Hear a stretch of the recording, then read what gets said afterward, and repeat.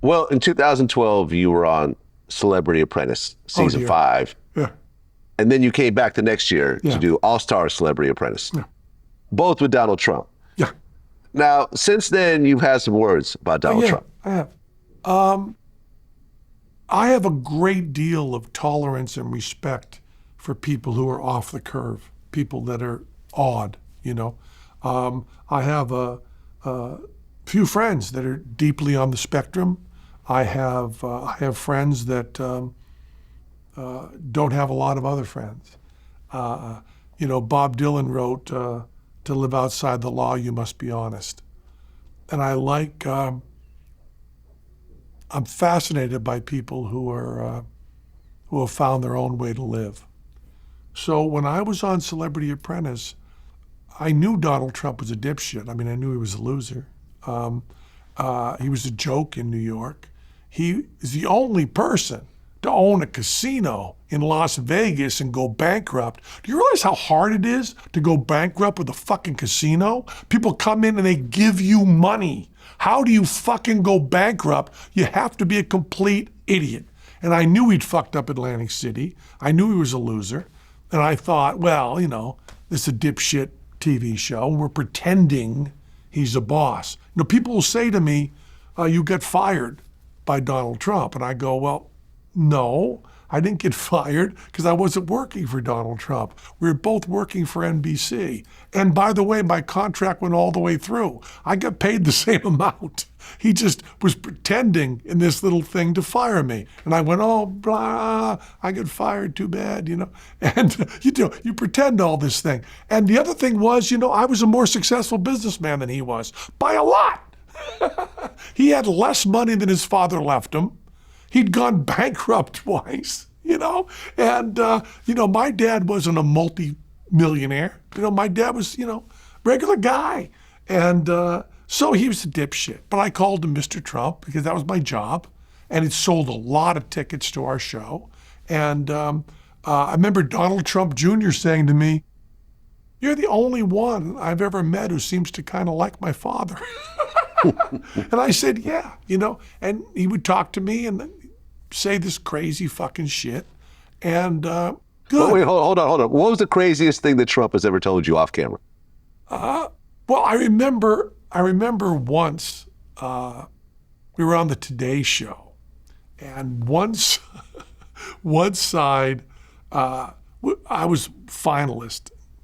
Everybody was coming in from one side, and Donald Trump and I were entering from the other. And we were entering, it's not really important, but because of the setup, Donald Trump and I had to be in essentially a broom closet, the two of us, this close together. It was right in my face, like this close together. And Donald Trump's just standing there. We're ready to go on. We're both mic'd up and everything. And Donald Trump just says with this like a child or something. He says to me, "You're really tall, right?" Because he's here, right, backstage. Because he lies about his height, along with everything else. He's like here, right, close together, like this. And I go, "Yeah, and I got a lot of money too."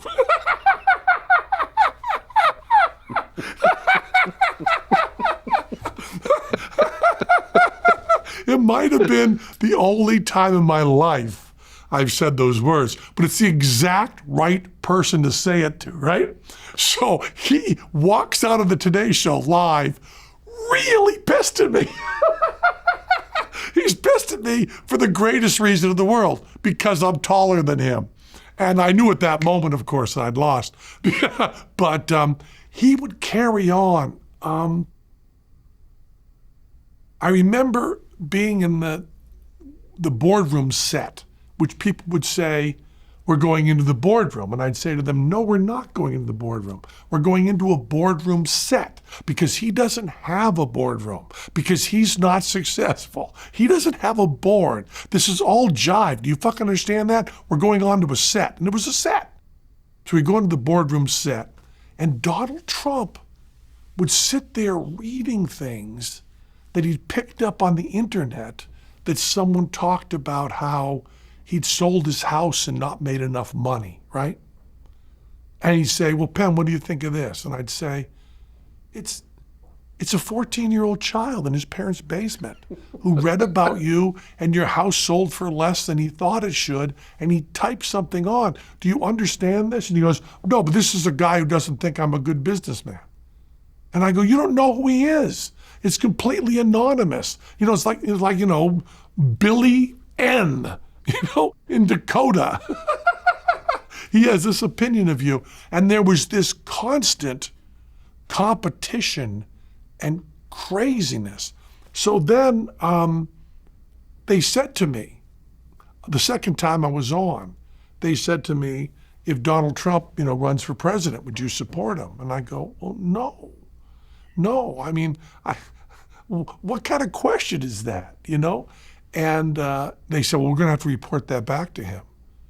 And I said, well, sure, tell him he shouldn't be president. I mean, someone should tell him that, And I just thought it was a complete and utter joke. And when he first started running, I went on, Lawrence O'Donnell is a very good friend of mine. He has a show on MSNBC, one of my closest friends. And he said, you know Donald Trump well, you've known him for 15 years. Are you supporting him for president? This is the day he announced, the day. And I said, well, absolutely not. And then I said, perhaps the kindest, most measured thing I'd ever said. I said, there's no one I respect more in the world than Teller. And if he were running for president, I wouldn't support him. It's not like, these are very specific skills you need as president. And Donald Trump doesn't have any of them, And the next day I was on, there's a show here in New York, Opie and Anthony, real funny radio guys. I know there's been some trouble, fuck that. Really funny radio guys. And they said this tweet just came in from Donald Trump.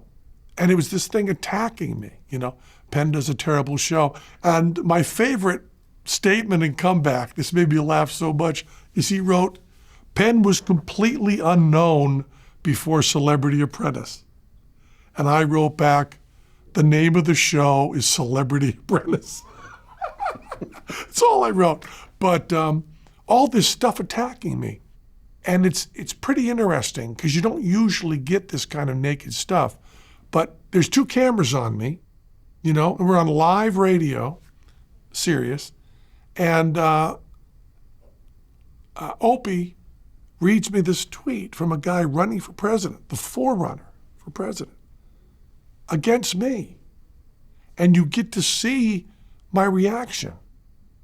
And he says, how's it make you feel? And I said, well, really weird and terrible.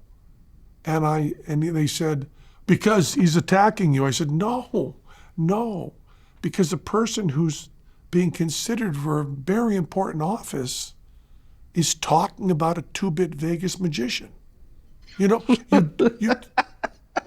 That's what's deeply wrong. I mean, you don't have stuff like Obama saying, Barry Manilow really sucks.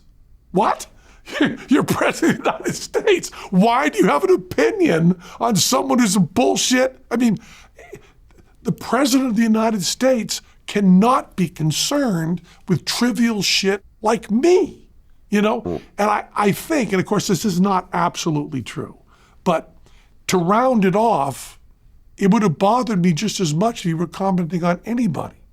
So the New York Times puts out this hate list that Trump that they compiled from reading his tweets, and they use some sort of metric that they just kind of made up, right?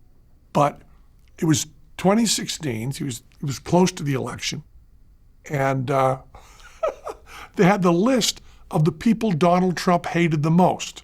Okay, now I was number 7 on the list. Wow. Fine. Okay. Hillary Clinton was number 8. Well, he hated you more than Hillary Clinton. Okay, all right. That's crazy. But so I would say to everybody, however bad you think Trump is, he's worse. However bad. Use your imagination. And it's not because Donald Trump lacks all shame. He has no shame that I can see at all. And shame is a very important human quality. And the weird thing is, a lack of shame gives the person the power to win as president, and is absolutely the reason they shouldn't be president. You know what I mean? It's a thing with power that you can even put a very, very good person in power and it fucks them up. I mean, I'm not the first to have noticed that, but the Trump thing is very disturbing. My children are 18 and 19 years old, and I said to them the other day, and this may not translate, I may not be able to communicate this, but I said to them, they were talking about something crazy that Trump had done and something wrong and something so horribly heartless with immigration or something. I mean, it's hard to say whether his racism or his misogyny is more important at this exact moment. And I said, what breaks my heart is that you guys, you don't know this is impossible. You don't know that it's impossible. And that breaks my heart because, 20 years ago, if I said to you, the official release from the White House will show a doctored picture of the president dressed up as something out of Star Wars or dressed up like the Pope, and he'll be sending people out of this country because of their tattoos and playing na na na na hey hey kiss 'em goodbye, you would have said to me 20 years ago, that is impossible. That cannot happen. That is impossible. So now it's happening, but still part of you in your heart, and that part in your heart that understands dignity and understands respect for other people and understands the importance of the presidency of the United States of America, that part of you says that's impossible, even though you see it and accept it. My children, being 18 and 19 years old, they have had that as a possibility pretty much their whole life. So no matter how appalled they are at Trump, they don't understand the human decency of that being impossible. Does that make any sense at all?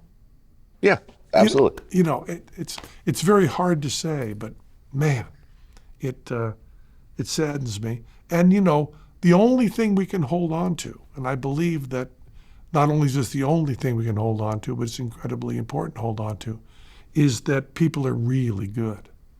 I mean, if you take the 8 billion people on this planet and you round it off, about 8 billion people are really good. And even the people who have done bad things, most of their life, they're really good. They did something bad. And the kindness that we show to one another, as someone who lived all around America and hitchhiked around, the kindness that I saw in everybody is overwhelming. The example I always use is if you run into a Starbucks that's crowded and you point to one person, just point to them. Don't let them come to you. That's an important part of this thought experiment. But you point to a person and you toss your Ferrari keys, just throw them in the air, and the person catches them. And you say to him, listen, man, my friend was really hurt and he's got in an ambulance and I got to get in with him and I got no place to park my Ferrari. Listen, could you jump in the driver's seat and drive it somewhere? And my email address is on the keychain. Could you write me an email? Tell me where it is. He's really hurt, man. Goodbye. And you run out of there. I'm telling you, you're going to get an email saying, listen, I parked it. It cost me like $20, but I'll eat that. When can I get you the keys, man? That's what you're going to get back. And that is fucking everybody. When there was the awful shooting, the horrible shooting in Las Vegas, I do a lot with blood services in Vegas. I do a lot of blood donation and all that. And after the shooting, the blood banks were packed with people coming in there to give blood to help the people who were suffering, And I was there and I was helping them out a little bit. And the TV people said to me, wow, Vegas is an amazing city because the people really pull together at a time of tragedy. They're really a wonderful group of people. And I go, yes, they are. They're the best people in the world. But please keep in mind, if this happened in Beijing, it'd be exactly the same. If it happened in Tampa, it'd be exactly the same. Any place in the world it happened, most people are so motherfucking good. So even when we've lost our way somewhat for whatever reasons, and we've elected someone who I believe is doing a job that is hurting people very much, I got to hold on to the fact that, I'm here in New York. When I leave your building here and I walk out on the street and I drop my phone on the street or I drop my wallet on the street, the person behind me is going to pick it up and hand it to me. So we got to be okay, right?